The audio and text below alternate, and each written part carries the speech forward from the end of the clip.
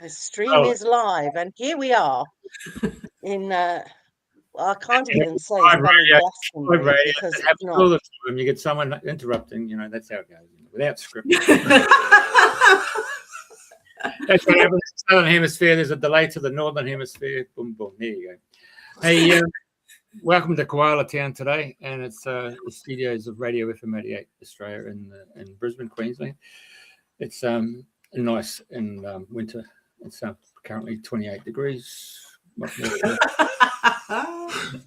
Anyway, our coach is from the UK and our guests are from the UK, and they all come from the West Country. And so if you've never heard the West Country accent, you're going to hear it today. Listen to David.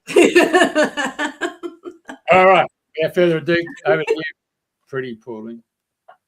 Hello, and good morning from. I'm in Glastonbury today, and I would say that the temperature here is half that of Australia. My best guess, it may have just about reached 14, but probably not. So it's a very crisp day today, and I'm here delighted to welcome Bea and David, the Bards of Avalon. So good morning, Good Bea, morning. and David has slipped to one side. He's back again now. So, I thought, as you said, it was 14 degrees. I thought I'd put the heater on. It's not 28. It is actually 14 degrees. There you go. Yeah, it's 14 degrees. Yeah. Best guesses. So, good morning, Bea. Good morning, David. Good morning, Priti Pauline, and good morning, Jeff. Good evening, Jeff. Good evening. Yes. Here we are, simulcasting. It's incredible that the Northern Hemisphere and the Southern Hemisphere, same time. Here we are. So, tell us a little bit about how the both of you met. Do you want to kick off? Well, there's about 3 versions of this. So there's the very short version, and there's the longer version, and there's the very long version. Just go for it. In the long version, we both knew we were going to meet each other a long time before, and I had to do lots of renovation around at the house that I was in, so that everything was ready for Bea, including to buy a bed that half of it was firm and half of it was regular, and I had no idea what I was doing or anything. And we also had 3 months before we met, I was going to a group. It was a development group, psychic thing, and we used to take cards. And you take a card for what's happening in 3 months, what's happening in 2 weeks, and what's happening now. And in 3 months, I was going to meet somebody special, and then 2 weeks before, I was going to meet somebody special. All different packs of cards and everything, and it would just like happen. And then the day before I met her, I got It's Now, and so I was going to have a psychic reading with somebody to give me some idea what I was going to do with my life, because my life had completely changed. And so that day I had to, we were going to Stonehenge, and we were going to do a weekend working with sound. So I offered to take anybody to Stonehenge because it was close to the public at that point. And if you didn't have a car, you wouldn't be able to get there. And so I offered that if anybody needed a lift, then I was available. So do you want to say something? Yeah, so I was approached by the organizer because at that time I didn't have a car. And Claire said, well, you can either go with Sigrid, who's from Switzerland, who you know, or you can go from David from Bristol. And I was sort of thinking to myself, well, this is a bit crazy. I actually know the Sigrid, but I don't know David. I mean, he might be a crazy person.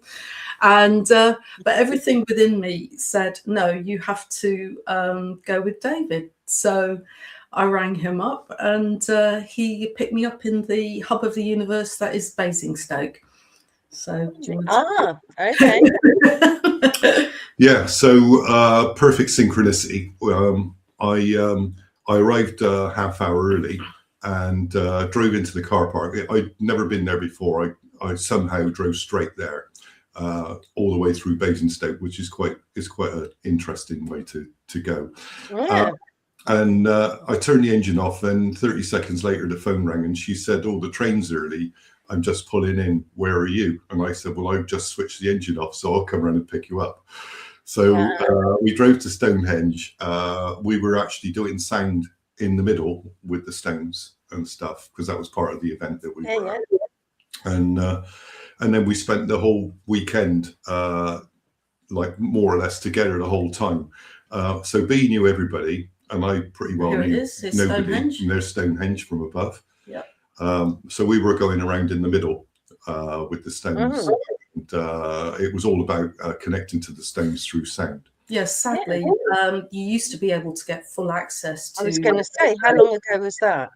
Well, this one was a private access, so this was specifically for our group. But I mean, I remember going in the 70s when it was actually a long time ago, when we could actually freely access the Stones. Yeah. And so we've been there many times since with private access with various groups.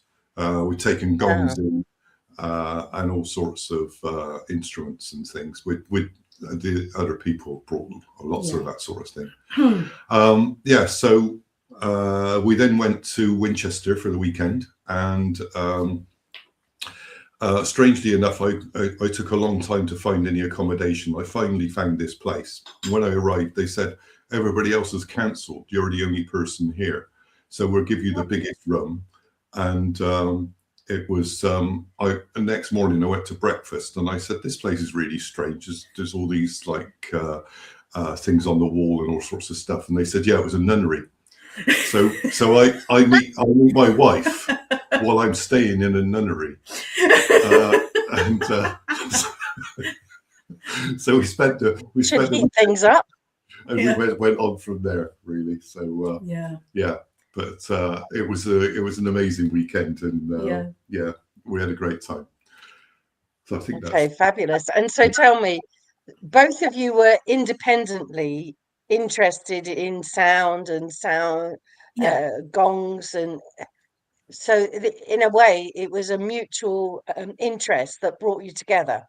Yeah, definitely. Yes. I mean, I've been interested in sound since 1990. I had a big awakening to the use of sound, and I was doing a course in humanistic psychology, and one of the things that we had was special intensive weekends on specialized subjects, and one of which was shamanism, and it was the psychology of shamanism. And facilitator introduced us to toning, and I'd never experienced toning, and it was just simply singing Om.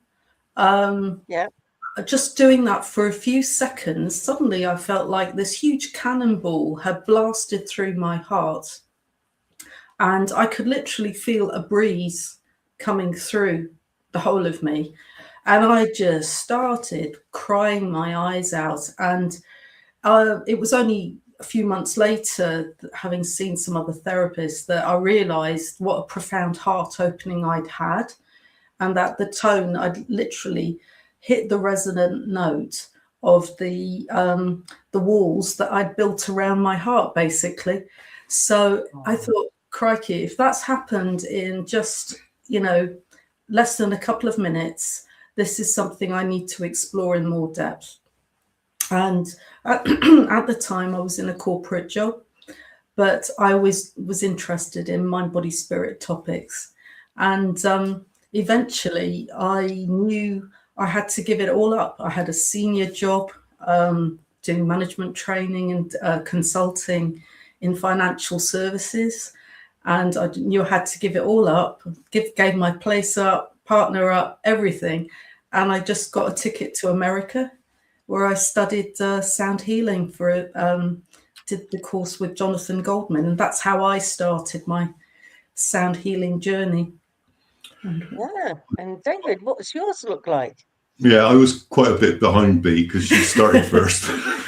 So I had to back up. So I had the short route. So I went to a fundraiser and I was at this fundraiser. This lady was raising money to set up a women's shelter in Bosnia.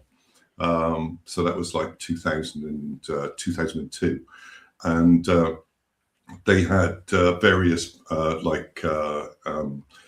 prize things for like with a raffle and stuff, and I ended up winning a gong bath, and I didn't know what a gong bath was, and I had to go to this lady, and she had these massive gongs and stuff in a very small room right next to a bed. And you lie on the bed, and then she plays the gongs and bowls and all sorts of things. And I really felt something like shift and stuff. So I thought, well, there must be something in this. I'll ask her what else is she doing and stuff. And so she had a list of events that she was doing. And she was doing every event but one.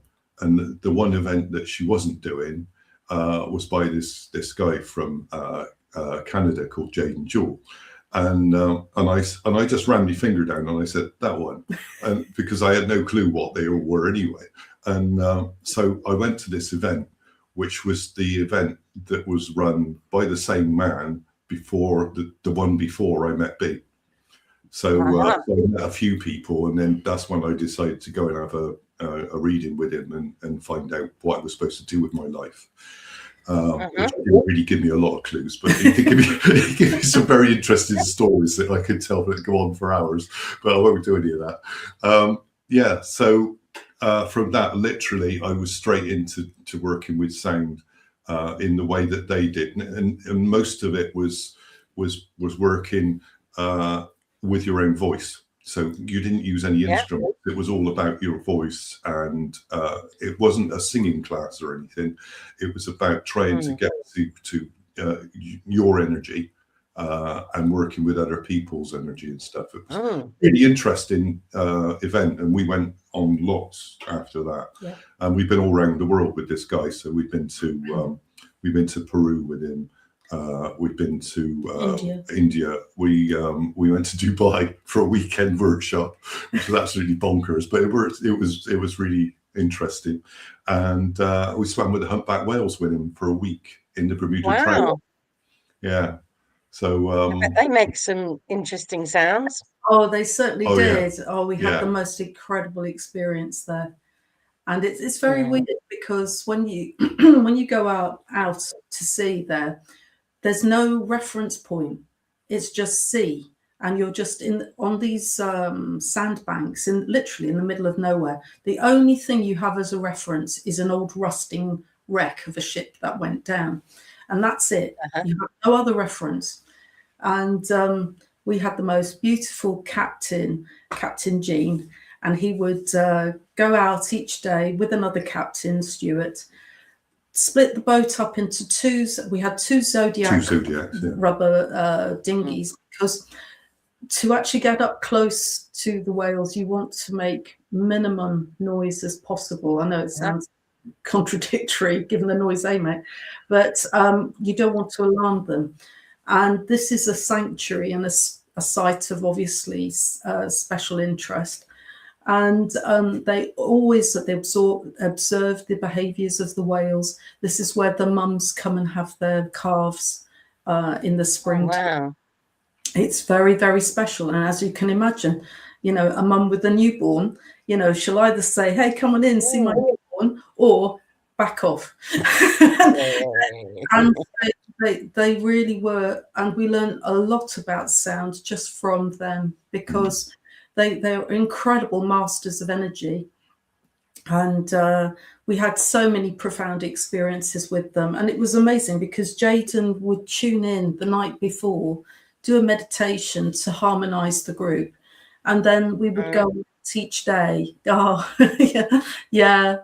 Wow. We see dolphins as well, but not on this trip. But it really is a remarkable, remarkable experience. In fact, we had one, do you remember when we were supposed to join hands together so that you're not so threatening to people and to the whales, really, And so I don't know, to this day, I don't know how I became separated from my buddies, but I did. And suddenly I became aware that there was a little baby whale coming up alongside me. And I was pointing to the others saying, look, it's a little baby whale. And they were sort of looking sort of shocked at me. And I was thinking, why are you looking shocked? There was this huge mother whale coming up alongside the other side. And then, and if that wasn't enough, then the male escort was coming up beneath me. And I was sort of thinking, okay, I feel a bit sandwiched here in this whale pod. And it was really an extraordinary experience where I felt as though I was being completely scanned from head to toe. I could feel the sonar. And it was like, wow, this is just one of the most incredible experiences. And we came back from that the whole week. We couldn't really speak about it, could we? It was just it was so a different moving. reality. Yeah, it was amazing to be there. Yeah, so beautiful. Wow. But when we toned to the whales, do you want to say about when we toned to the whales and their response? Well, we were going. So there's 13 of us in this Zodiac going along quite fast and everything. And there's about 10 whales around us. So they were all like the youngsters, and they were all trying to impress the female, and so they were all doing all stuff. Even whales do it. Yeah. Oh yeah. But what it was the female wanted to hang around us. So because the captain we would go as fast as we could and keep up with the pod and everything, and then he would say, well, we'll have to stop for a minute just to sort of, let the motor have a rest for a bit. And so he stopped and she stopped. So they all stopped. So they're all around the boat. And so after a while, we've been doing this for like 2 hours. And then we thought, well, it'd be interesting for us to, because we were in such joy with the way that we're having this interaction with them, that we'd said, well, let's sing to them. So we were singing like various tones and stuff, but you couldn't really hear it because the engine was going like mad behind us, and obviously they would, the other people could hardly hear what we were doing on the boat. But one of the whales came up and sang back, and the captain was in shock because they don't sing when they're out of the water. No, they only make a sound when they're in the water. And he said he'd never heard that before, and it was straight after we'd done it that it replied. So that was quite interesting to have that. So what were you singing to the whales at that point? Do you remember? We were toning. We were toning like but it was the joy that we were experiencing of having that 2 hours with the whales continuously. It was like party time. There was we were literally arms in the air, and they because they understand our energy and stuff, and so they knew that we were having a party and they were having a party as well. So very interesting. But a lot of it's not specifically the sound; it's the intention that's behind it. It's just the way they do it. Okay. Interesting, very interesting. Listening to your story, it's triggered a memory of me. I don't know, it's probably before 2000 when I went to a place called West Malling, and there was an evening there, again about sounds. And the guy who was conducting the evening was a man called Christian Kiriakou, who's known as the House Whisperer. Yeah. And he got his rods out. And he said, oh, we've got negative energy here and negative energy there, and he split the group that was there to just sing, I think it was a C, but 3 different types of C's, so whatever the sounds were. And when I was party to that, I could hear the harmonic of the 3, and you heard a 4th sound just come into existence. And lo, after he got his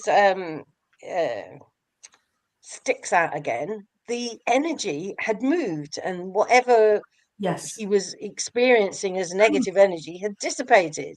Yeah. And then suddenly we're in this state of, oh, wow, how wonderful, how lovely, and just complete, just the whole group in this room were just filled with this delight. And along comes a man, opens up the door and says, "You've got to leave here now. The parking place closes at 9:30. You've got to go." Reality check. And with that, Christian said, "It happens every single time. When you move the negative energy, there's like the affirmation or the confirmation from the world, from life, to let you know you've done a good job." Yeah. And it was just so angry, this chap. So perhaps that's what was left, that we had to obey the rules and be sure that we left the parking by 9:30. So I'm wondering, do you get any similar kind of experiences when you're in this state of absolute ecstasy, and then there's an interruption from outside that just sort of brings you back to reality, or so-called reality? Tends to happen the other way for us. So, Ah. if we have any interference of any sort, it's right at the beginning. And then what we find, and it can be all sorts of things.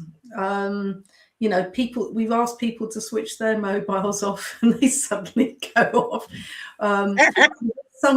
There's some sort of interruption, but then it's really weird because it's kind of like you just kind of stick with it and stick with the sound. And basically, oh, look, he's got the whales up here now. Oh, wow, you've done this, Jeff. Oh, how amazing is that? Oh, the southern humpbacks. Oh, wow. Oh, wonderful. Because we did oh, wow. Mm. Oh, this brings back some happy memories. Yeah. Yeah, no, I'm swimming with them, mate. Oh, wow. Yeah, we go every year. I haven't gone for the last 2 years, but we used to go every year for a number of years. Yeah. I got a hydrophone, so listen to them, Oh yeah, if you've got a hydrophone, they're quite extraordinary. Mm. Yeah, the sounds. Look at that. Yeah, just amazing. Actually the whales, the whales and the dolphins are master. You're talking about this sort of any negative energy. They're absolute masters in shrugging it off. In terms of their boundaries and being super clear.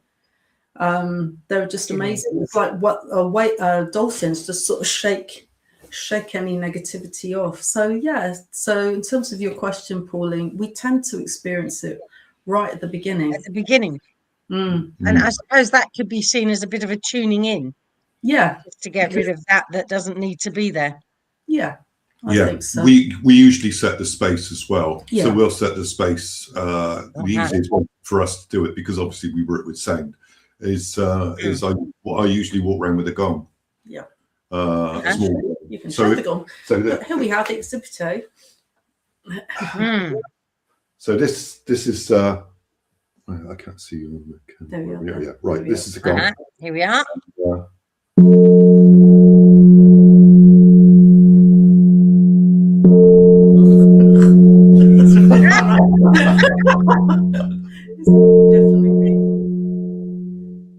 Okay. Yeah. I don't know how the sound is coming across, because normally we do things on Zoom and I can adjust the sound settings on that. But so normally we'd use this microphone and that's later on in the story. But so we'd use this microphone. We put it on the setting on the Zoom, and you don't. It doesn't break up because a lot of the systems want to cut out any extraneous sounds. So literally, a lot of the instruments just disappear unless you put the thing on the right setting. But yes, I didn't hear anything, I'm afraid. This is quite loud at this end. Yeah. So I could see by B's reaction. Ooh. Yeah, I know. It's a beautiful sound. It's really lovely sound. And you'd agree with that, B, would you? Absolutely. No, it's gorgeous. It's a bit loud when you're that close. No, the sound, everybody loves it. So when we're doing a sound bath, David tends to play the big gongs, and then I will go around each participant with that little gong. Yeah. And basically, we're talking about transmuting any density. That is, the gongs are brilliant for actually clearing out things like that, breaking up things that really don't serve.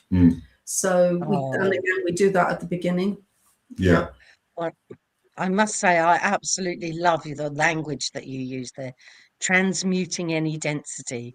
That's just an exquisite way of saying what you do. There's no judgment in that. It's negative. And I was thinking back to the time when we talked about intention. Well, clearly, when we went in West Malling, the intention was to clear negativity, and we got that back. But to transmute density is a very beautiful description. It isn't. It is very conscious use of that, because the thing is, what we found that if you just sort of say density bad, all you're doing is you're amplifying that negativity. But so what we're doing is we're recognizing it, but what we're doing is we're bringing it into harmony, because basically, and that's basically what we do. Is you can take any tone. We discovered this when we were doing. We don't tend to do one-to-ones so much these days, because there's just so many other things to do. But when we have, what we found with people with really chronic conditions, they would have areas of density in their bodies. And what we found was, rather than actually saying, oh, la, la, la, la, la, here's all the angelic sounds, what we realized was that density needed to be heard, and it needed to be witnessed. And so we would tune into that. And at times it would be difficult to even make a tone. But we would actually keep sort of expressing it, because we're saying, okay, we see you. We're allowing you to express yourself through our voices. Here's your chance to say what's going on for you. And sometimes it would be like a lot of fear or a lot of anger or whatever it is. It sounds really growly. But then you hit a place where once you've toned for a bit doing that, then the softer, sweeter tones come in, and the tones that actually harmonize with the growly sounds. And then it actually then becomes really nice and smooth. And it's amazing how many things we've actually witnessed, assisting people with health conditions, quite chronic, to actually, completely turn around just by doing that toning. So sometimes people have been so amazed as what happened that they end up starting to work with sound therapy themselves. Right. They'll change career and stuff and go, I'm going to do that, because they realized that it was so powerful. And the other thing with working with sound is you can work with more than one person at a time. Because I was quite interested in working with other things like Reiki and hands-on healing and vortex healing and all sorts of things. But I realized that you can only work with one person. And I thought that's not what I want to do. I want to work with groups of people, and both of us felt the same. And so we thought, right, let's do that. Although we didn't plan any of it. No, that's the thing. The universe plans it for you. I think you sort of go, well, that's what I would like, and then the universe makes it happen. Because literally we never ran anything without being asked to do it. And so we literally started from, we'd gone on, I already said that we'd been to Peru and we'd been to India and stuff, and we we'd done some singing there, but we were with a group that did that anyway.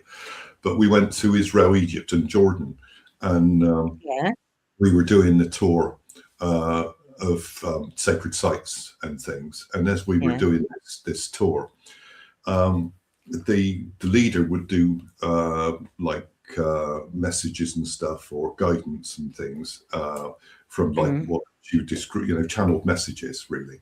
And she would go into a temple space and just do this message. And we said to her, this is no good. You can't do it like that. You need to set the space. And, so that it's a bit like what you said, you walk in and there's this negativity in the space and stuff. Yes. Yeah. So we didn't have any instruments, although somebody else had a couple of, but we, get put off with the screen. The screen keeps... Anyway, so we're back. So we said, well, you need to set the space, and she said, well, if you really think it needs doing, she said, you do it. And all right. So she said, well, when we go to the next place, before I do anything, you set the space. So that's what we did. So we set the space with sound. So we would say some intentions or something to clear it, and then we would tone.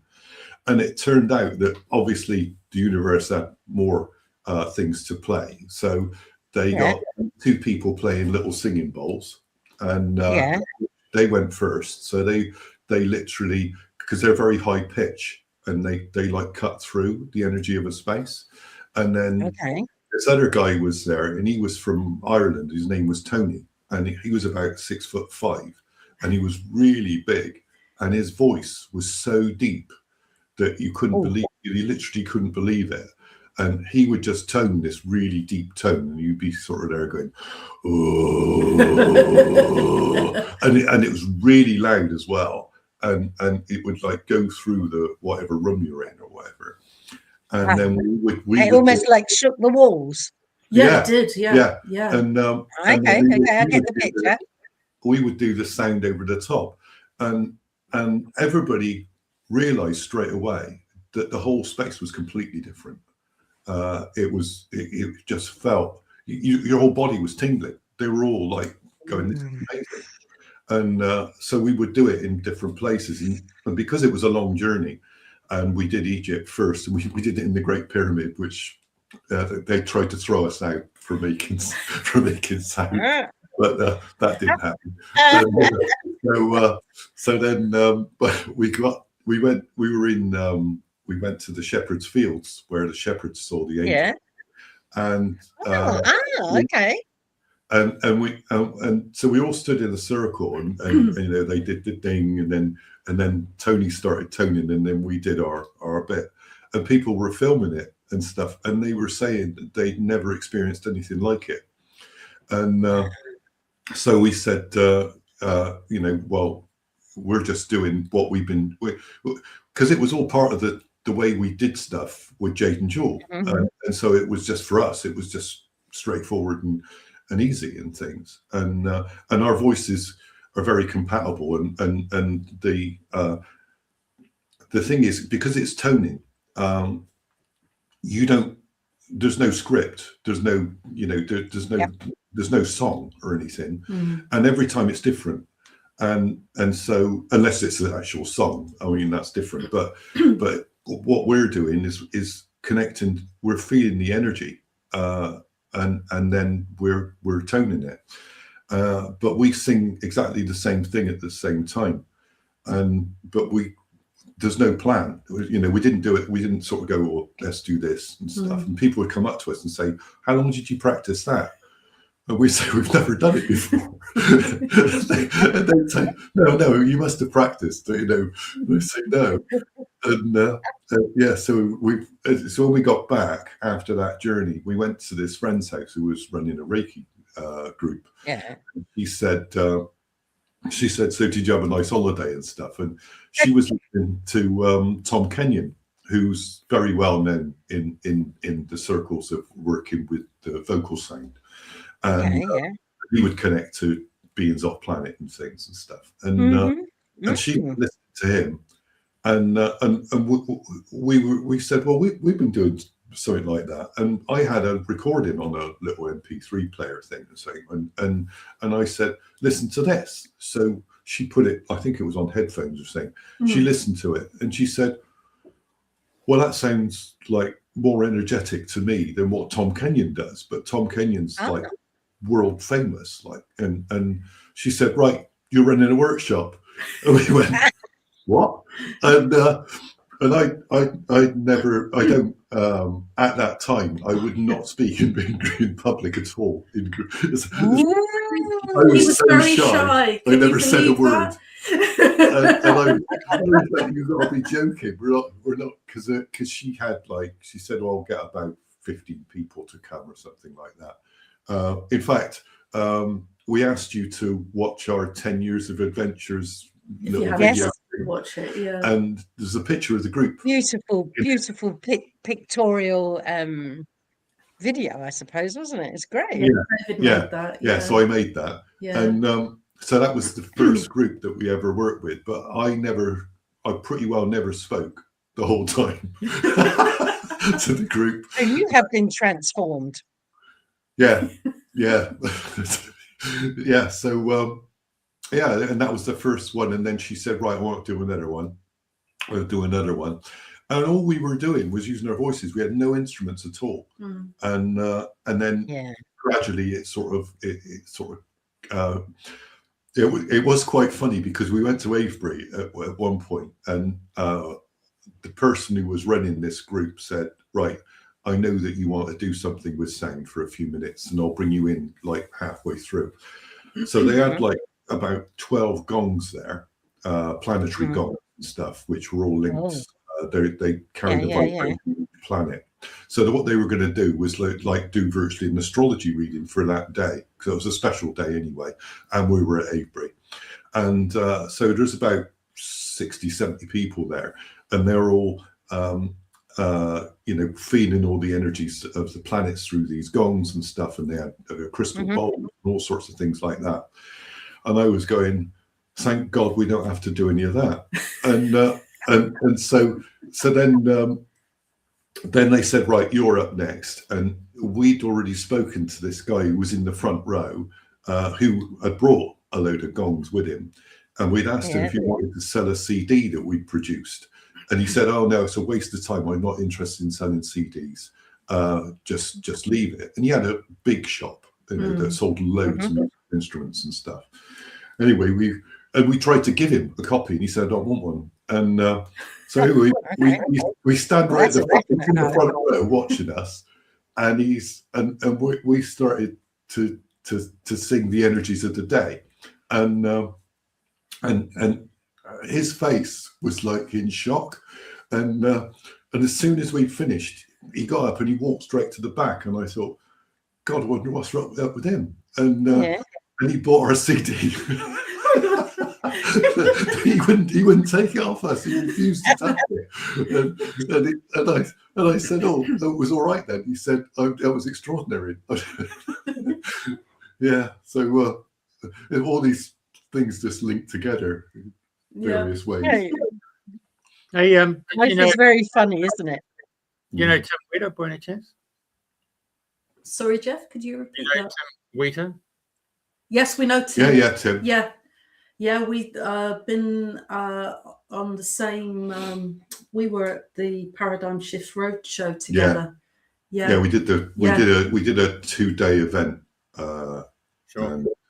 And he did the music. We were speakers there. At the conference. He did a music. Yeah, Tim's amazing. He's been doing this for years. Yeah. He used to do the gong baths down at extraordinary. Yeah. We had a story with him as well. So he we were booked to do this thing in this hotel just on the outskirts of Bristol, and so we contacted Claire, who was the lady who brought us together, who ran Paradigm Shift. Ah, yes. And she was doing this event. And so it was Friday night, and he was going to do a concert. And then Saturday and Sunday was the 2-day event. And it turned out that the room that he was going to use to do his singing, or he was playing all the instruments into a concert, it wasn't available because the bride and the groom hadn't got out of that room. So they said, we're really sorry, but we can't give you the room. We'll have to give you another room. So they gave us this other room, and we were all in the other room, and he did all the music and stuff, and it was fine. We ended up going up and playing some of the instruments a bit as well. And then the next day, the organizer said, well, I've given you one of the big rooms because a lot of people know you, and they'll all want to come and see you. And it was that room. And we thought, well, that's really interesting, because that's the room that the night before we knew that working with sound was really powerful and everything. Yeah. But it turns out that this building is on a song line, and song line were like, the song lines were tracked by this guy called John Gibson 40. And we'd gone to a talk a long time before by him about the song lines, and basically it's from the triads, isn't it? It's the Welsh. It's our indigenous. Yeah. So we have Jeff here, who in Australia is very well known for its own songline tradition through the First Nations Aborigines there. But we have our own songline tradition through the Celtic tradition, and this has come through what's called the Welsh triads, basically. It's this extraordinary, if you can imagine, this is a few thousand years ago, where you would get choirs of, we're not quite sure, they were just people who had focused intent on giving thanks to the land. And it was this kind of reciprocal arrangement. If we give thanks for the land will look after us. But basically they had teams, they had choirs of at least 100 people every hour, 24 hours a day. And so they would feed these lines.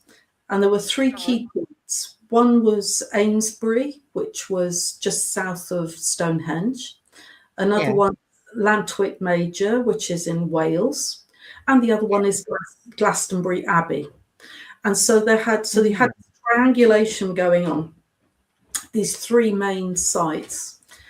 And John Gibson 40, an astonishing dowser. We can maybe talk a little bit about some of the things we did with them, because you're talking about how Christian Kyriakou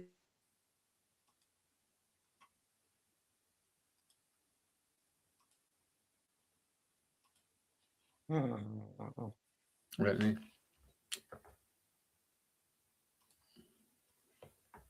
Okay, what's happening? We've got a freeze on. Yeah. It's maybe over there, and then you got the gremlins in today, I tell you. Yes. You noticed that? Because I went to the website, and then I went to their YouTube channel. It was on the YouTube channel that's the gremlins came in then. Is that when you went black? Yeah, it's really. And so we've had the blackness, and now we've got the freezing. Oh, they've gone completely now. Yeah, that means back. That's not meant to happen, really, is it? No, that's right. And it was just getting exciting. Yeah, because I just pulled up a map for a really specialised Crohn's stone circles that are down in by Land's End, and yes, yeah. Both very few people know it's there, but it's the actual St. Michael Mary line comes right into that spot, comes in there, and is that Mary Zion? No, you don't know. No, not there, but it's just it's about 6 miles from Land's End as you go towards Penzance, and it's in the over the stiles and go through the bush and through the bracken, and then all of a sudden you come to the stone circle. And the lead stone circle in due south is pure quartz crystal, but it's got all the leichites on it, lichens. So that's the St. Michael Mary line, and then it goes all the way through, obviously, to Stonehenge and out. But the bloke that she was talking about, I met him in Glastonbury Town Hall, and he had a big map, and he showed you the ley lines. And funny enough, on one of those ley lines is the British military have got some of their bases on those military lines, No. Yeah. It was quite interesting, that guy. Yeah. They should come back in, I should say. But, you think they'll be back? I would think so. They just they might have internet issues. But anyway, because I've been going through, because I'm looking for the whale photos where we interacted, where the whale came right up in front of me, and then I just put my hand on it. But I've got some audio, the whales songs with mums and calves. I've got heaps and heaps of recording of the whales. But it was really nice. And of course, when I mentioned Tim Weeder, I mean, he was based in Glastonbury for a while, and Tim was in Eurythmics, so he played all the windward instruments. And so at Glastonbury there, he had his the solfeggio scales, and he had his copper pyramid, and he had the massage table underneath it, and then he had his gongs there, his sun gong, the moon, and the earth gong. I think he might add a Saturn one as well. And he used to play the flute and all that stuff. But he also had a monochordal table. A guy called Joachim Mins over in Basel in Switzerland came up with these instruments. And so they were primarily just like a big guitar. That's the best way to look at it, but turned into a big table. And of course, how the guitar's got that open space there where the chords, allow for the vibration. He had that on his table, but the strings weren't laying on the top. The strings were laid underneath it, and he had close to 28. I might be wrong on the number there. It might even been up to 52 strings underneath and he played it like a harp. And because of the hollowness that he had created, just like a guitar, you're laying on it, just the vibration was just phenomenal, monochordal table. And then the guy actually created that's made out of wood, by the way, and I can't recall what style of wood it was. But then he came up with a chair, and with the strings on the back of the chair, and so you could pluck away as if you're again on what do you call it? Harp. Yeah, exactly right. Yeah, we're in tune. I could see it. I could see it down at the Secret World, and I could see it in Somerset there when he's playing with it. The gongs are pretty impressive. I was going to ask him about when they do the toning. I mean, most people use ohms, and they use go through the valves A, E, I, O, U, M, and N. M and N get you to tone inside up into your frontal, into your skull. It's quite impressive. But I found while you're doing the tones, it was very important that if you can split people up based on their voice range, whether you have a bass or a soprano or a tenor, alto or a soprano, or descant soprano, if you could place them in there, and if you could get them all onto the same key, it's a pretty impressive sound. There's only one instrument that you can use that will bring people together on that same tone, and that's the piano accordion. So okay.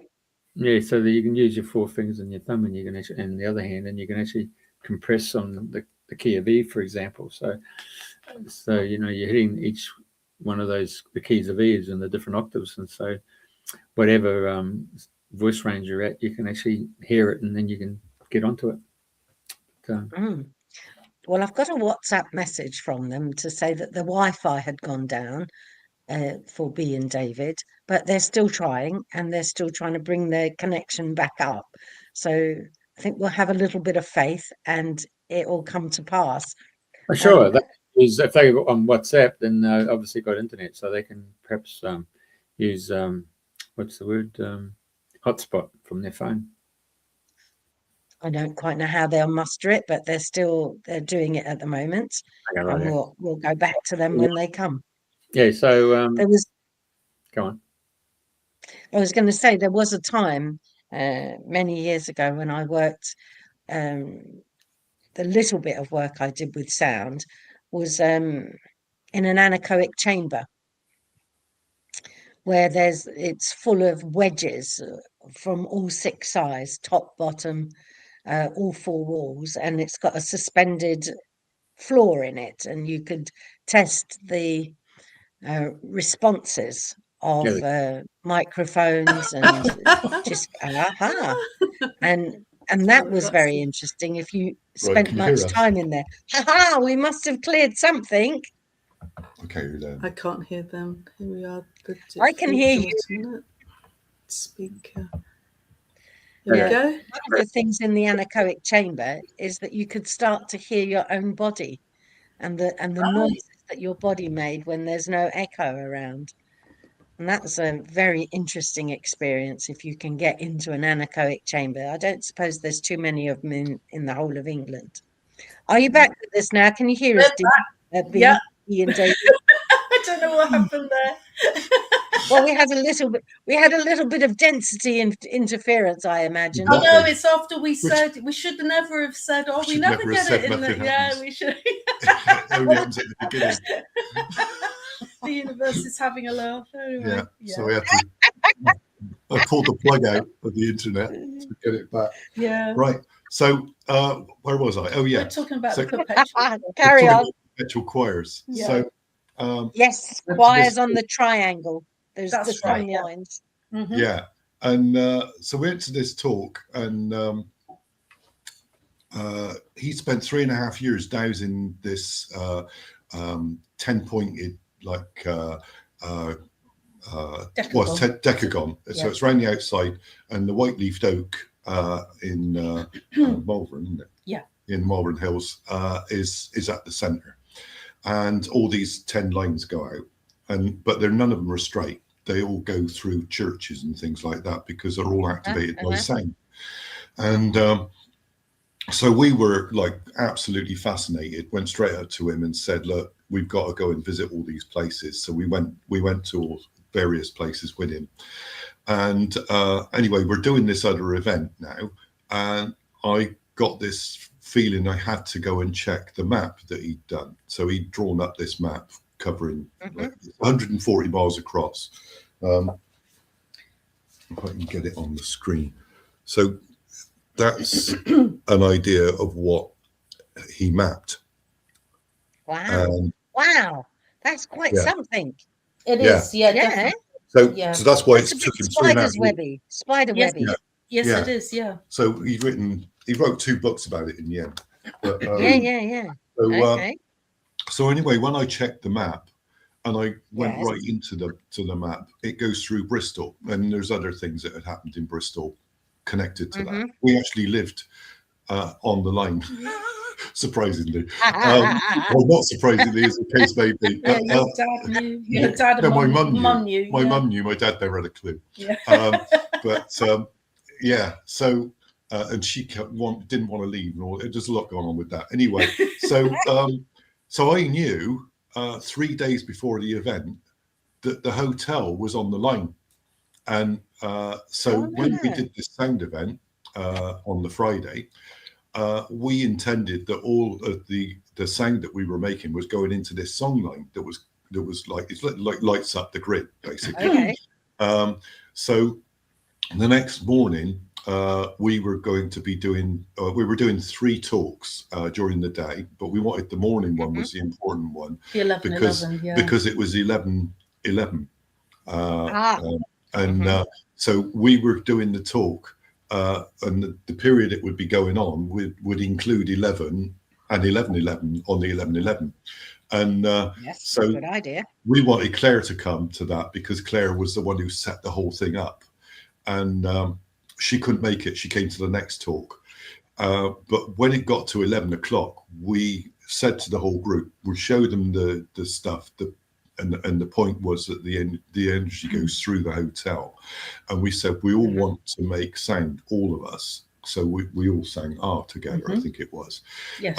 For about 3 minutes or so. It's quite a long thing, but the energy in the room was amazing, and it was really powerful because I think everybody had the intent. We'd already told them that the night before we were all doing sound in that room anyway, and it was fascinating that we had that room and everything like conspired for that to happen.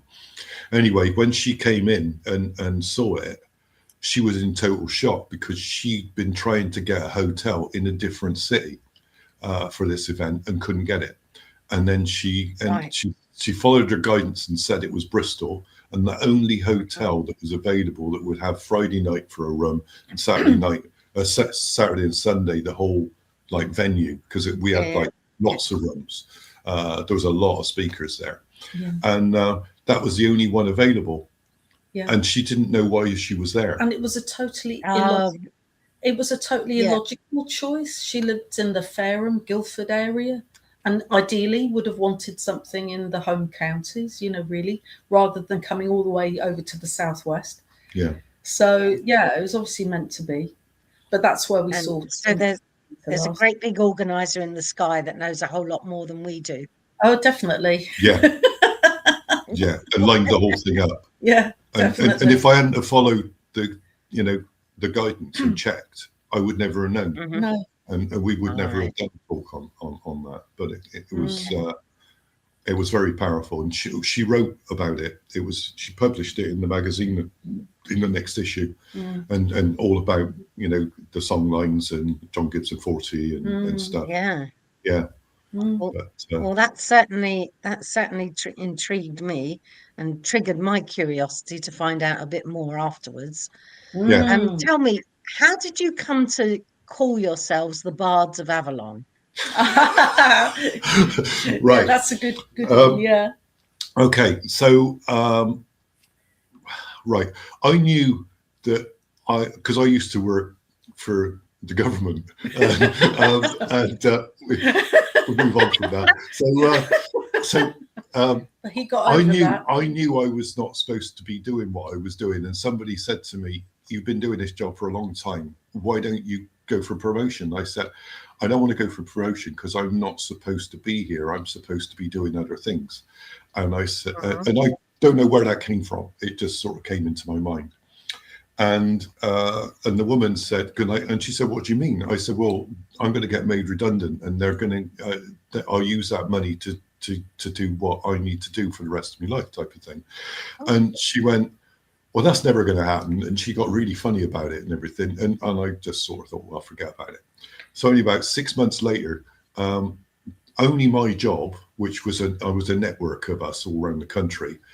My job was the only job that they made redundant. And so We'll get rid of him. Office, and I've been there. That's not constructive dismissal, is it? I've been there over 20 years. And it made no sense. It made no sense at all. No to business get rid of me. sense. I knew more than virtually anybody else who worked there, but my job had to go. So anyway, so I actually finished on my 50th birthday, and we booked to go to Guatemala with a group of people. And so on a sacred journey to go to the pyramids and go to the sacred sites there and stuff. So that was like Tuesday, Wednesday or something like that. Well, on the Friday, we were going to go, we decided to go to this event. Yeah, it's the One Life. Yeah, One Life live exhibition in London. Yeah. So the idea of that is that you use that event to inspire you to what you really like to do with your life. Yeah. And so we booked for that, and 2 days later we were already in London then, and 2 days later we were flying out. And so we went all around the exhibition. We met some really interesting people. There was David Hamilton there, you know, talking about kindness and stuff. He was brilliant. Yeah. And they had Hay House was there, and they had all their divination cards, and they had this great big perspex bowl that was about it was more than 4 foot across, and it had every card from every pack that was in there. And so I thought, oh, that'd be interesting. I'll find out what I need to do next. Like, you know, what do I need to know? What is it going to be and stuff? And so I put my hand in and pull out a card, and it's the card is called the Bard, and the Bard, B-A-R-D. And yes. Like Shakespeare. I read what it said, and it said that you tell stories, you travel, and basically you make music. And I went, well, that's what we do. And I said, that's us. We must be the Bards. And I said to B, take my picture. So she's taking my picture of me holding the card and stuff. And the woman comes over and said, what are you doing? And I said, I just pulled a card out, and I said, it's us. And she said, oh, great. She said, well, do you want to take it with you? And I said, yeah, all right. So I put it in my pocket, forgot about it. And we get to Guatemala. And we then meet up in this great big room, and everybody's there, and they've got to introduce themselves. And I had no idea what I was going to say or anything. And I felt round in my pocket, and I felt the card there. It was. And I thought, and then I thought, because it the card is from the Avalon pack. The Wisdom of Avalon. The Wisdom of Avalon.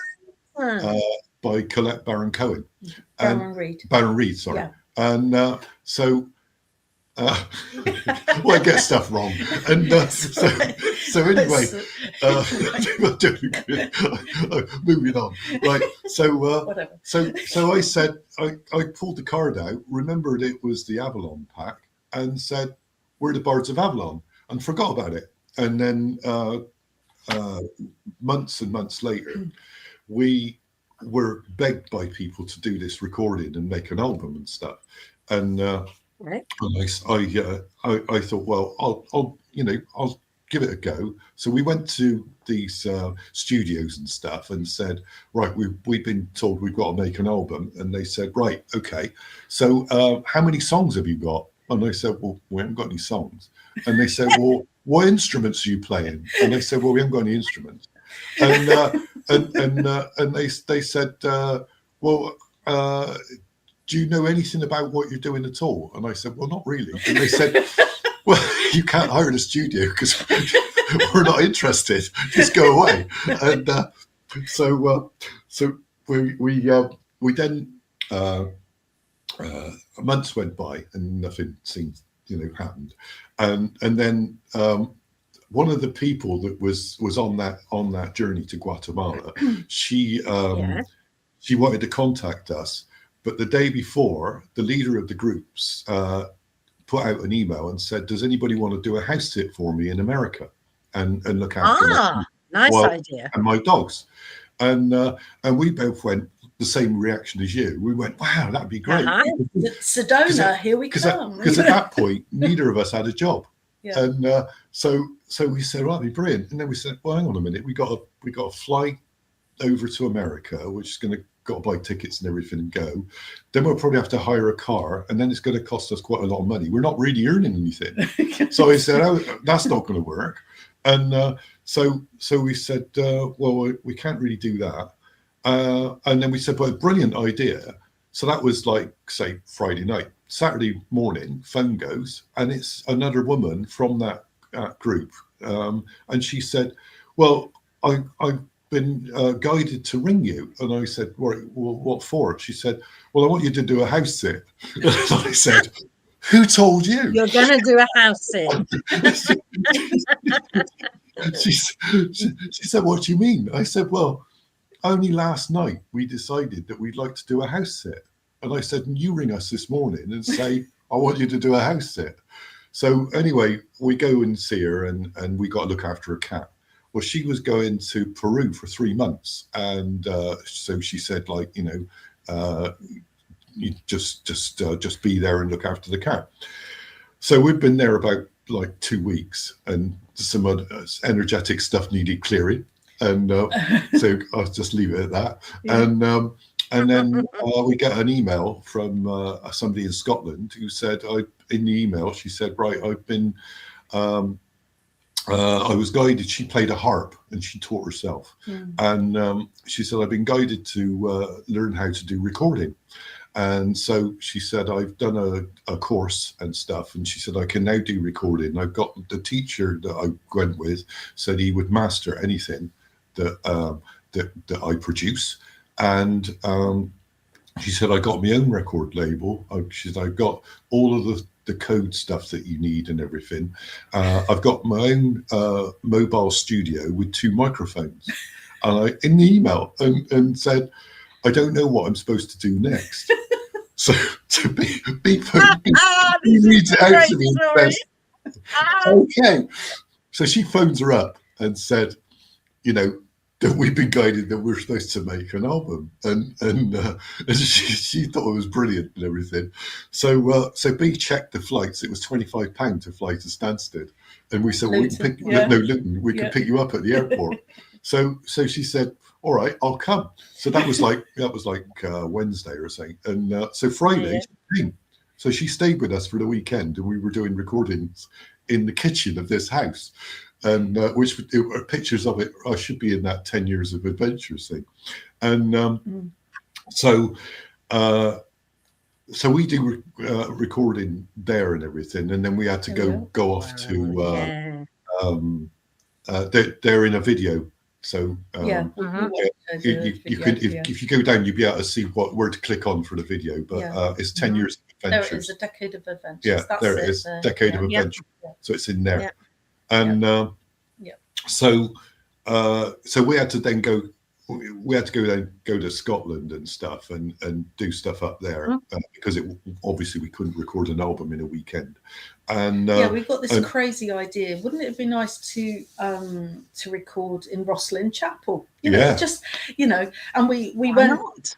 We went to Watts Chapel as well, down in Surrey, which is this beautiful chapel with these exquisite pre-Raphaelite angels in it, but it wouldn't work. The sound wouldn't work there.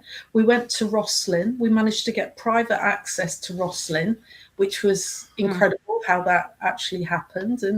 And Isabel's heart refused to play. And then we realised actually that we were being led around all these places because we were actually clearing them. We were clearing them, but we didn't know we were clearing them. And so none of that got used in the album and everything. No, but it was quite a journey. Yeah. And so anyway, it's quite magical. It was totally magical. We ended up at one point we booked a cabin in like a just special, outside of Stirling. Yeah, beautiful. Yeah. It was like a Sacred Valley type thing with all the water running through it. And it was in December we booked it. Yeah. So everything was freezing. The all of the waterfall was frozen. The lake was frozen. Yeah. Was frozen. And we did the last part of the main part of the recording there. Here we are. And we went to Dunfermline as well. Yeah, and we went to Dunfermline. And so anyway, we were there doing the recording, and the last angel that we were trying to get. The inside looks amazing. Yeah, maybe we should actually say about what the album was about in the end, because you mentioned about I'll get it. Yeah. And you can say. All right. He likes to tell a story. He does. So now I never shut up. as I said, you would never believe that he was very shy about speaking to other people. Yeah. It's not possible. So we got the guidance that it was about the four main archangels. But like David, so Michael, Raphael, Gabriel, and Uriel. And what we had to do was connect with their energies and produce pure tone, which is really like their name, but then also their song. So producing their song.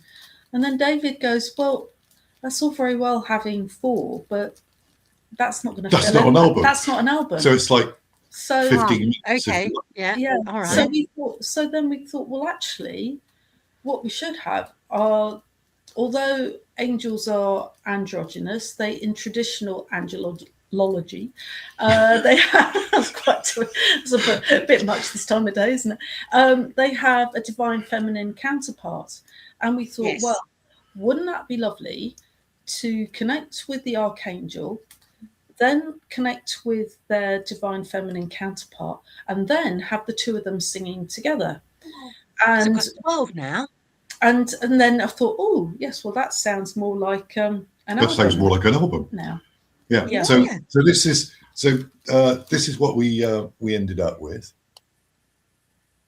And again, Angel Transmission, Bards of Avalon. And you've got that Fibonacci sequence, haven't you got? That was from Australia. That's from Australia. I photographed that.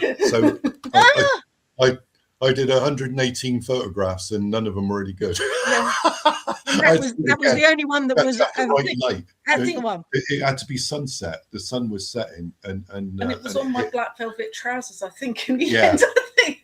Through a bedroom window. And then so there's the tracks on the back and stuff.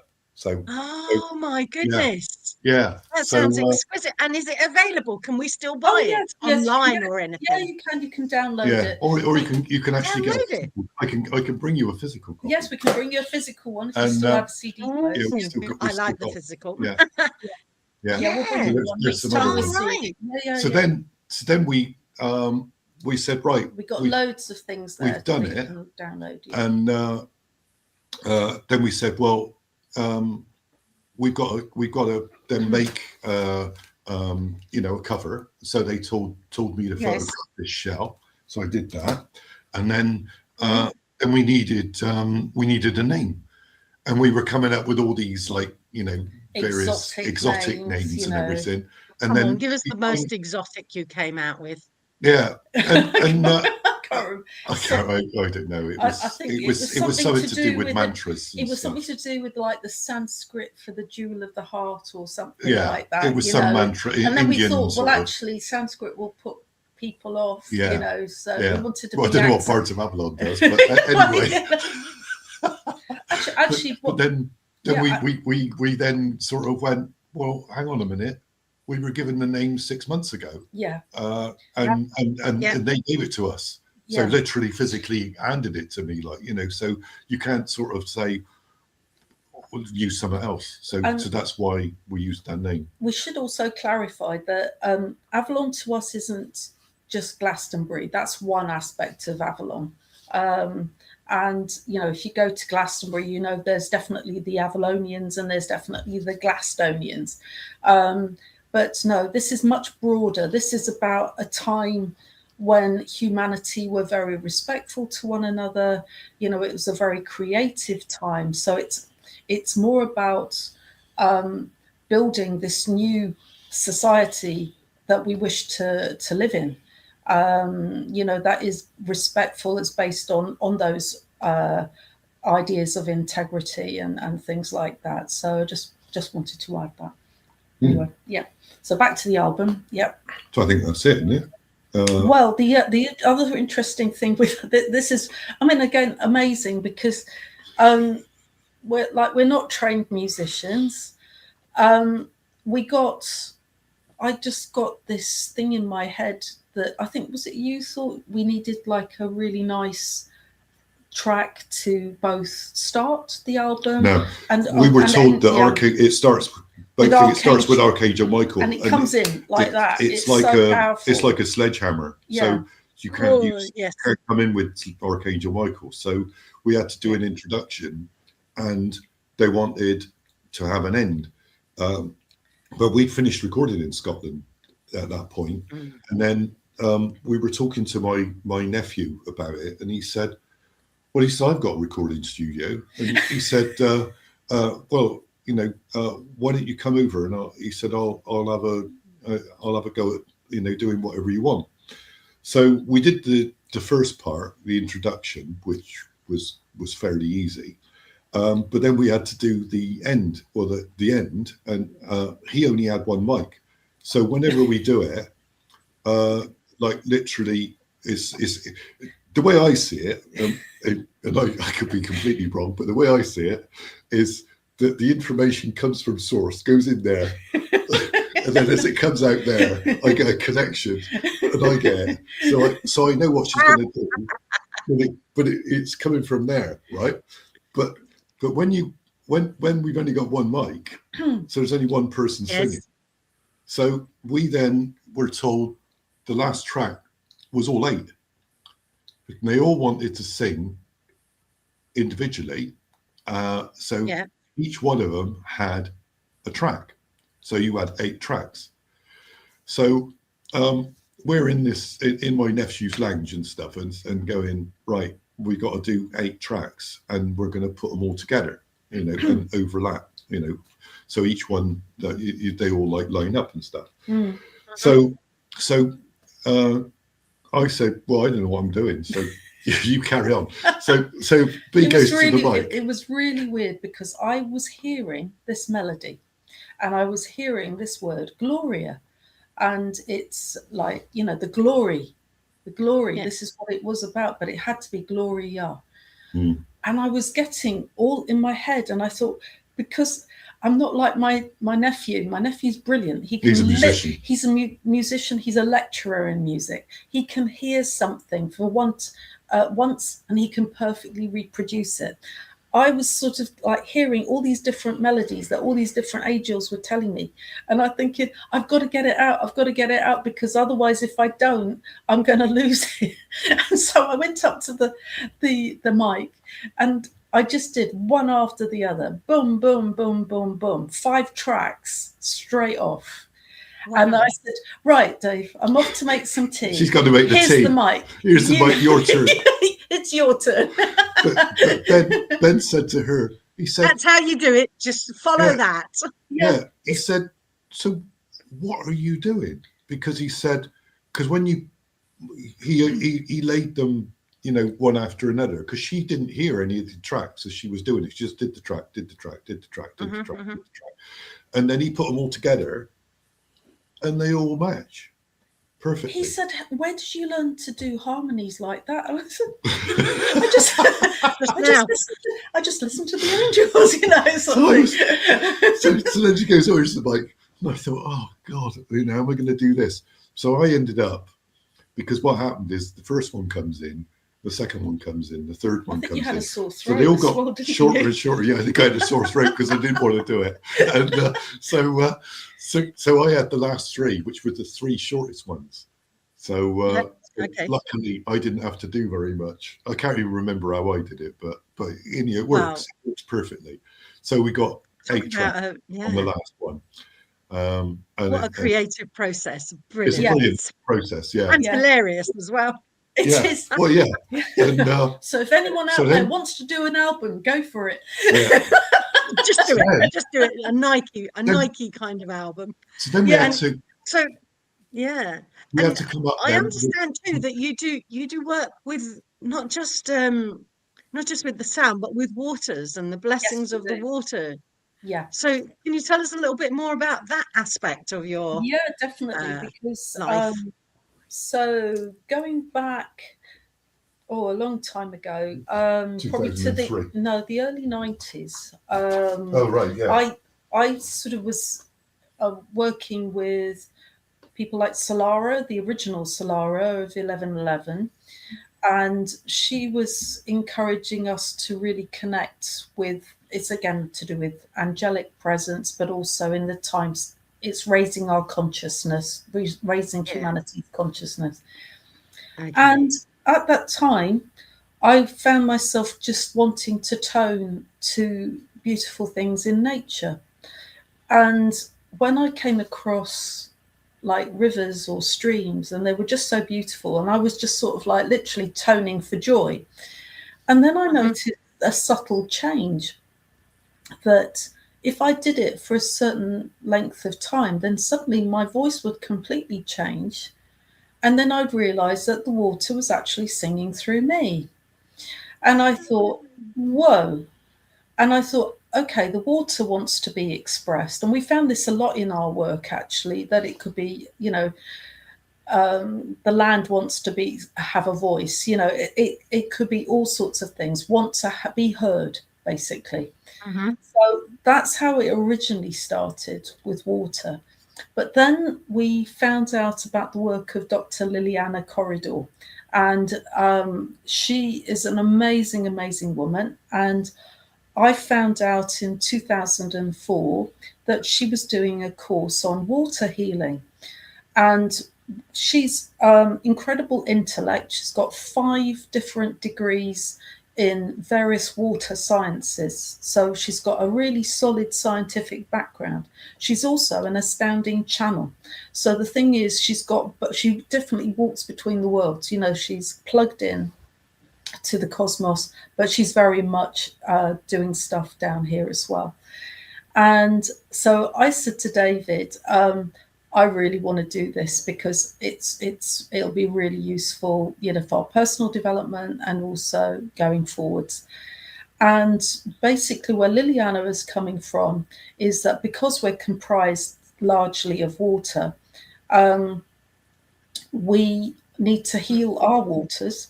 And if we can heal our waters, we'll literally have a ripple effect around the world.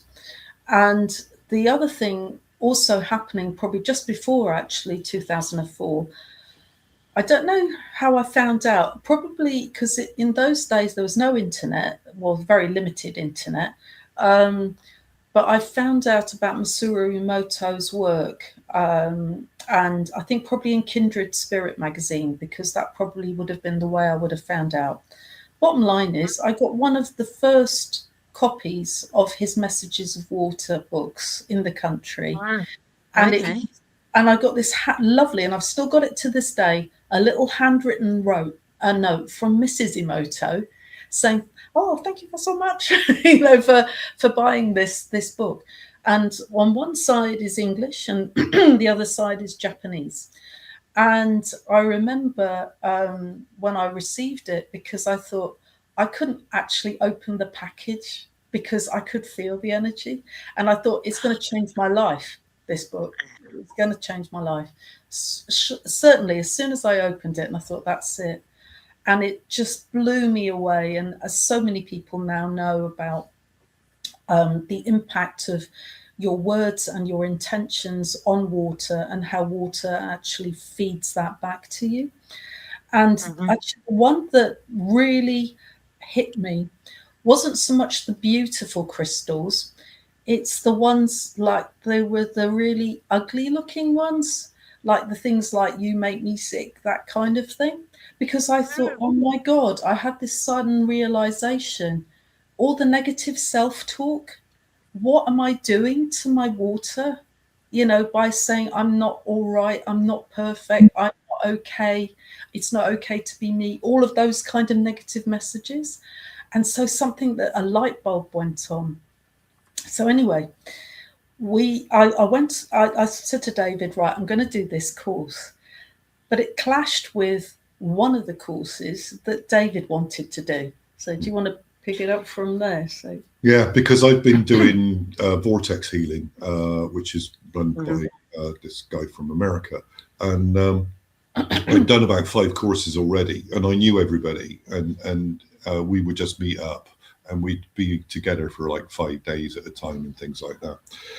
And I really liked going and things. And I thought, well, I'm going to see all my friends and stuff, and then B comes up and says, "Oh, want to do this other thing?" Oh, here he is. And so I said, "Well, I'm not really interested because I'm doing this other one." And then she said, "Well, let me read out what it is." And then she read it out, and my body just went, "You're going to this one." So, all right then. So that was the end of that. So I've never done another Vortex course since. But yeah, it was meant to be, and we met some really interesting people and stuff that was contact with. One's in India or something at the moment. But we have, yeah. I mean, to be honest, we have so much we could share about water, but the real highlights we want to stress. We met Vader Austin a few times now, and Vader Austin has picked up the mantle from where Masuri Emoto sadly passed away now. But Vader is just brilliant because she's come up with a method of actually communicating with water, and is that kind of dialogue with water by using a simple process which you can use your kitchen freezer. And what I love is that she's just done this, repeated these things thousands and thousands of times, but she's coming up with like an alphabet of these certain what she calls hieroglyphs. They're like the Egyptian hieroglyphs, and she found that water, if you're doing this continual communication with them, just continual freezing, is actually sending us messages all the time. And we had it's so funny because we were talking at a conference, we were talking about water consciousness, and it so happened that there was a freezer in the room. And I thought, okay, it's a bit edgy, we're it's a bit high risk, but let's go for it. So I had a Petri dish, and I thought, right, what we like doing is actually using just ordinary tap water because it's some of the most polluted, horrible, dead, if you like, water. And if we can show how the effect of sound and intention works on tap water, and then we can also do nice, pretty things like spring water and living water, and stuff like that. So anyway, we had a group of about 50 people in the audience. We invited everyone to really send their love, their thanks and respect. This is what Dr. Emoto said. Send your love, your thanks, your respect to the water. And we toned the sound of the heart to this little Petri dish with the tap water in it. And it was hilarious because there was another break. And another speaker came on after us. Meanwhile, I was able to freeze the sample, photograph it, upload it to my laptop, and say, "Well, would you like to see the result?" The result? Oh, yes, please. There was a heart in the middle. The water, the heart in the middle of the Petri dish. Yeah.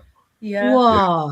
So that really got the crowd there. And then we did various other ones in what was the second one? Because we did Western third. Yeah, we did the New Forest. Yeah, we did one there as well. It was Pam Gregory and Magenta Pixie. So Pam Gregory was in the audience, who does all the astrology, and so we described all the things and we showed them what had happened and stuff, and so that was what inspired her to do her things about water, and then she had Vader on the show. She had Vader on the show and stuff like that. So literally, she wouldn't have known if she hadn't have been to our talk. But then we did the Western one. Now the Western one, we had a freezer there as well. No, we froze it first, didn't we? We froze it first. We said, right, so we're going to do where we live, and we want to know, what's the energy like there and stuff.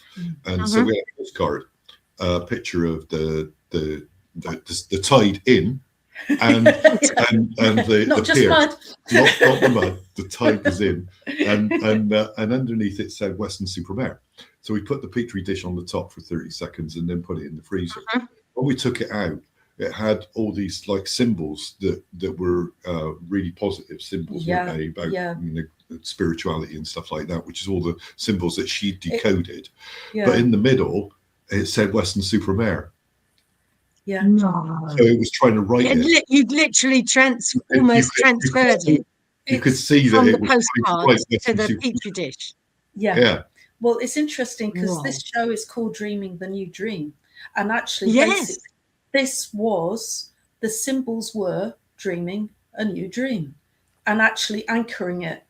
So it was so positive about what was actually being anchored. It was so, so beautiful.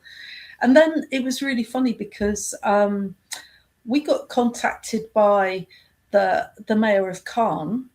Caen is a little village just outside of what's a town outside of Devizes. So it's in the Wiltshire, Avebury-ish sort of area. And he said, would you talk to my group?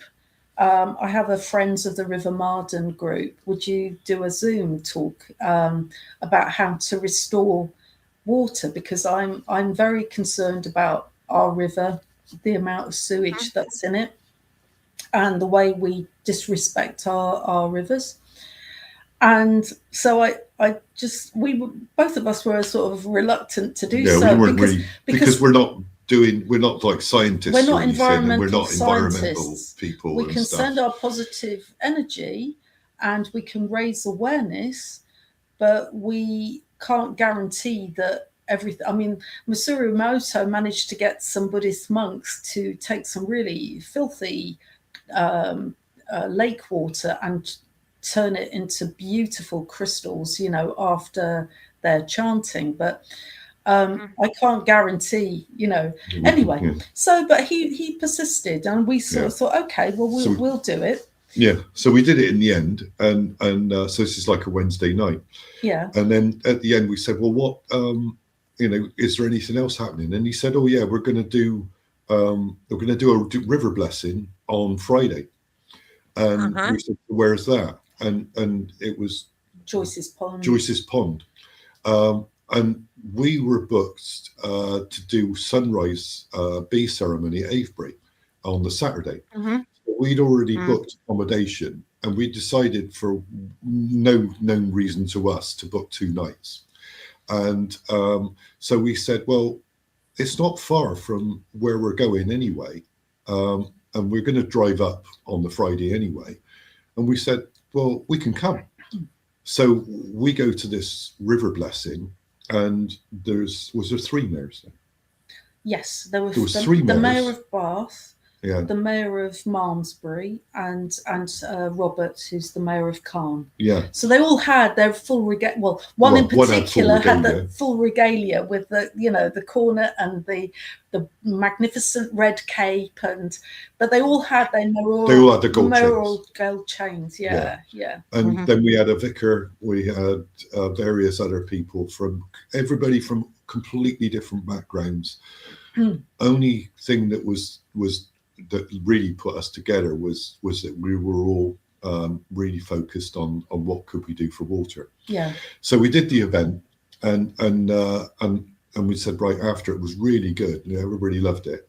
And then I said, are you doing anything else? He said, oh, we're doing another one on Sunday. And I said, well, where's that? And he said, well, it's near Caen. And I said, but we're staying in Caen. We're going to be there anyway. And I said, and we're staying 2 nights, so we'll be there on Sunday. So we went to that one as well. Yeah. And then they had the Bishop of Salisbury turned up to that one. And he, when he experienced what we were doing and our focus and our intent, and literally the power of our intent, because he could really see the love from us, from the whole group. And he started crying. And he said, I've never been to anything like this, where all the people have got this, you know, really strong focus and stuff. And so he said, I've got to leave early because I'm doing a full immersion baptism when you think it's water. And he said, he said, I've got my like script for what I'm going to say. He said, I'm tearing it up. He said, I'm going to talk about you people, because he said that this is the most profound thing I've done. And he said, it's amazing to be with you and stuff. So that was really interesting. So that was the second one. Yeah. But we've done lots since then. Yeah. I mean, the thing about them is that they welcome all faiths and none. They welcome all backgrounds. I mean, I remember we had the Glastonbury one. We had the Conservative Mayor of Wells, the Green Mayor of Glastonbury, Green Mayor of Bruton, and we had the Liberal Democrat Mayor of Calne. And then we had Druids, we had Wiccans, we had pagans, we had Christians, you know, and people who, you know, they're not interested. Yeah, it's about 50. But I think 50 people. And we had people who were just basically, we were all united in the one aim that we want to raise awareness about how we treat our water and just give the water some love. So, and then since that time, we've just been doing, you know, loads of ceremonies, but with them. But we've also been doing lots of water ceremonies ourselves. You know, we were invited to America, to a dear friend's First Nation land, and to do a river blessing there.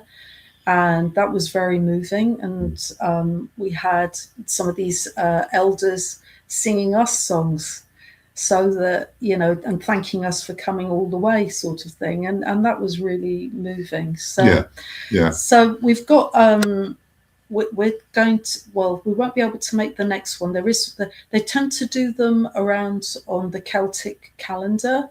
So there is one, the next one will be in Calne on equinox, spring equinox, and we'll be there for the Beltane one, which will be in Bath, the beautiful city of Bath. And so we're very much looking forward to that. So the purpose of all of this was to raise awareness of how water's treated in this country, which is really, really bad. And Channel 4 has just produced a 3-part series, which is like an investigation into the state of the pollution that's put into the rivers. And it's really powerful. Most people, as soon as you've seen the first episode, you just want to go to the water company and say to them, you cannot do this anymore. They're destroying all our rivers. And people are actually dying from the poo that they've been exposed to. Coli. And but when you think that when we started, nobody had any clue really about what we were talking about. It was like, what are you worried about? And there's nothing wrong here, type of thing. Where now it's like half the country now. And they want to. I mean, we actually wrote to our MP and said, what are you going to do? Because it's so obvious now that you can't hide from it. But we found time again as well that, you know, the way water works in partnership, you know, with sound, because I mean, we are largely comprised of water. And this is why when you hear your favorite song and it gives you goosebumps and things like that, it's literally the sound is moving through your waters. And but we have you know, we've just been guided to work so much with it, and we just find time and time again that water will give us feedback after we sent it love, and it sends us back love, and it's just absolutely amazing. We did something in London. We did it for the River Martin, wasn't it? No, it's the River Walbrook. Now, what they've in London, they've got a few rivers which have been hidden. They basically just have turned the river into a sewage drain and basically funneled it underground in the city of London. And so the original river is pretty much dead. And it flows out into the Thames. So we went down to the Thames and we were putting like flowers and stuff. Yeah, we gave some rose petals and stuff. Yeah. So there was 7 of us did it, and we started to tow to the Thames, and we were stood on steps. So there's steps going down it, so you could get onto a boat and go off. And so we were stood about 4 or 5 steps up. Well, I was stood a couple of steps further back because I was photographing us doing it and stuff. And so as soon as we'd done it, this great big wave came up, and it covered up about a foot up the leg, which meant that it had risen about more than 3 feet, and it actually like bounced off a wall that was next to us, and had a spray go over us, and it did like 2 of those or something like that, as to say thanks for your work. But there was no boat going past or anything. There was nothing. There was no reason whatsoever no wind, for it to do it. Yeah. But it did it anyway. And there was another time when we were on a boat just off the coast of Portugal, and we were and again we were just giving we had a combination of white spring waters and red spring waters from Glastonbury. Yeah. And we had some rose petals, and I think we had a crystal as well, for that particular one. I can't remember. Yeah, but we did a little ceremony with a statue, didn't we? Yeah, we did. Or the Buddha. Yeah, the Buddha. Oh, that's another story. Oh, God, there's so many stories. So that one was... No, I wanted to say about what happened. All right, you do that one then. Yeah, because so literally... we're just giving thanks to the water, and we're also giving thanks to all the beings in the water and for all the jobs they do, because, again, they don't get recognised for what they do. And we said the whales and the dolphins. And I photographed us with like these like rose petals and stuff in our hands, and I took a picture of that, and then we threw it into the sea. So we're like, in effect, we're in a very big ship, so we're in effect like, I don't know, 8-10 floors up from sea level, and so they go in the water, and then a few seconds later, after it had hit the water, a pod of dolphins swam by, and I thought, because I put my camera down, I ran back in, got the camera, went back out, and I said, "Can we see you?" And I took a picture, and one dolphin jumped out of the water like that. And so I got the picture of the dolphin jumping out of the water. And then the captain came on and said, we just had a pod of dolphins swim by. And so they only went by on one side of the ship. And literally, I think it was a minute after you actually got the time. I got the phone because I got the timestamps. Yeah. So I got the times that put the crystal in the water, and I got the time that they went by. But if they'd gone by already before we'd said, then really it would have. You couldn't say that they planned it, but it's like they planned it because because we went back in after, like, I mean, we wouldn't have known anything at all. It was just that they came past us straight away, like, you know, just like that.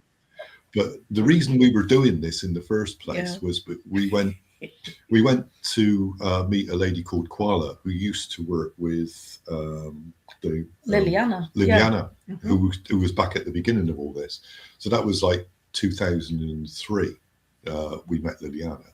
We then met Koala, and we ended up doing a weekend workshop with her in London. Yeah. No, we did a weekend workshop here in Bristol, near Bristol. Yeah. And in the workshop, she went round the room and did a reading for every person in the room. And she was going, "Oh, you're going to write these books, and you're going to do this, and you're going to go and do that." And I thought, well, you know, I'm a nobody and I do nothing, you know. And I thought, well, what's she going to say to me? So then she goes, "Right, David, beloved brother," she said, "sound is the key. Sound is what you work with. Your sound. It has to be your sound. And this would be the key to your life." And I'm like lying there going, "What?" And so here you are. Yeah. Yeah. So well, with me, she said, and for you, you are the breath. Yeah. When you understand breath, then you will understand what you are here to do. Yeah. And we thought, well, the breath, And the breath sound. and the sound. Yeah. So I thought that's beautiful, Yeah. you know. So I thought it was absolutely. This is long So, before we yeah. actually got really into this. And Yeah. even the breath of the waves, the water itself, the breathing in and the breathing out. Yeah. And then energetically, of course, the sound in the hearing is energetically connected to the kidneys, which is the water function. So of course, yes, of course, yes. So everything makes sense. It does. So just we went off to London, and we were going to go into this woman's event. It's more or less a sort of healing the planet type of event thing. And so we were there for the weekend and stuff. And she announces that certain places, as she calls portals, were needed some work. And she said one of them was the Baltic Sea. And she said, we need somebody to go to the Baltic Sea and do some clearing work. And so it just so happened that Bee's mother had asked us if we would go on to the Baltic Sea. And here we go. We would go to St. Petersburg and all the ports all around the outside of the Baltic Sea. So basically the maps Jeff is showing. So we went to Copenhagen, Oslo, we went to Stockholm, Helsinki, Tallinn, and St. Petersburg as well. So it's quite a vast area. It's a big cruise. Yeah. So before we went, we said we sort of asked, is there anything we need to do? And the answer we got back was to do a Buddha bath ceremony, and you like pour water, like sacred water, over this statue and say this mantra. And so we were in London. We were going to be going in like about 3 days, and we weren't going home, and we didn't have a statue. And I said, "Where does that work?" And the answer I got back was like, "You'll see." And so I was like, "Okay." And so we went to Tags Island, which is an island on the Thames, and there was somebody running an Angel Day event there. So we said, "Well, we'll go, and we'll have a bit of a party with all these people and stuff." And so he had a raffle, and he said, "Oh, raffle prizes are in this cupboard on the side with a glass fronted thing." And so he said, "I'll do the draw." So he does the draw, first prize, second prize. There was 4 prizes, and first, second, third. And then I get this voice in my head said, "You've won. It's number 367 or something like that." So I look at my tickets, and I got 5. So I tear off 367, and then he pulls out 367. 367. And I already had it in my hand like that. And I said, "Yeah, I know. I knew I'd won." And here's the ticket. And it was a Buddha. Yeah, and so I go to the cupboard, and in the cupboard is open the glass door, and there's the Buddha statue. And I'm like, "Oh." So I then told them why I won, and they're all like, so we did this around all the ports, and B said before we went, she said, "I really don't like it if it's rough. I want it to be smooth. Well, you've got to go up the North Sea and then round the Baltic, and you're 2 weeks doing this." Well, the captain came on at the end, and he said, "This is," he said, "I've done this cruise for years and everything," and he said, "We have never experienced it so that there was hardly a ripple in the sea for 2 weeks. It was like silk. It was flat. Beautiful. Yeah, I'll get the statue." Yeah. Yes, I'll get the statue. He's got the statue. Yes, he just has to pop out and get the statue. Okay. And tell me, what sort of events have you got coming up? So how can people find you? The best way to get hold of us is through our website, because that's www.bardsofavalon.com. What we've got a really fantastic in-person event coming up in May. It's the Resonance of the Heart Beltane celebration. And we work with our dear friends. Yeah, if you scroll down there, Jeff, we've got that one there. We work with Wendy Ruddick, who's another magnificent sound therapist and community drum facilitator. And we also work with Donna, who makes the most scrumptious food. And it is a fantastic community event. It really yes. We haven't published yet, but we will be doing, we have regular online events. There is a sound bath we've got. It's been hosted by the Slimbridge Dowsers, but anyone is welcome. So there's more details there if you hit the yellow button. And then where's that? That is in Gloucestershire. So basically it's just off the M5. It's just north of Bristol and about west. It's just west of Stroud, just to give an idea. Okay. And then we've got that River Blessing there, where we'll be working with Robert, Kate, and the crew on doing a river blessing, and it's right by that Pulteney Weir, that picture there, which is right in the heart of Bath, which is really, really very beautiful city, beautiful ancient city. Yeah. Okay, so where's our Buddha to say goodbye to? Come on, Buddha. Where's the Buddha? Hey, and so he used to be more like this color. Yeah. But he's had so many baths. He's gone white. So many baths. So it's a clean Buddha. Very smooth as well. I can't believe it's not Buddha. Yeah.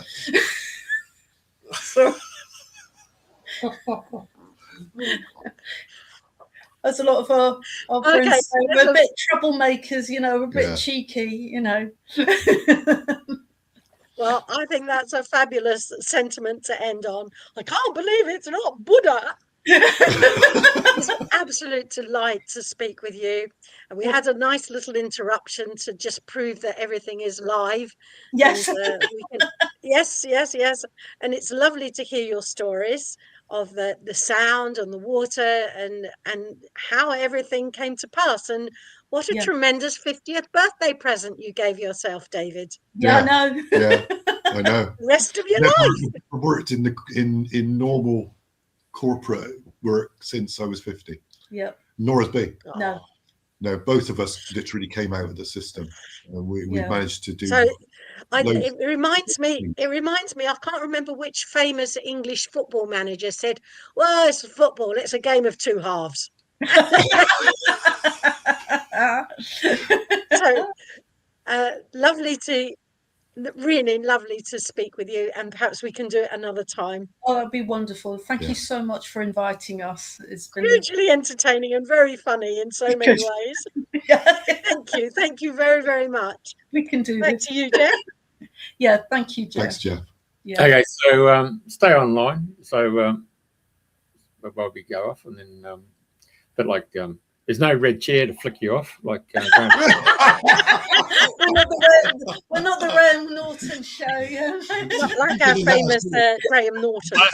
Long on the bloody red chair, I've got to tell you. Yeah. An hour and 53 minutes. We'll talk about what's that saying? You can talk for England. Well, yeah, you did that today. Oh, definitely. He could talk for England very well. We'll give them a gold prize.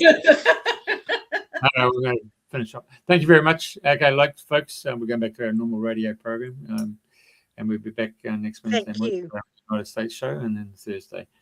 And our Monday night host, she's in a sabbatical. She's currently up at Irian Jaya, which is a country next door to Papua New Guinea. So she's got some big stories to tell us. All right, thank you. Bye now. Just stand by.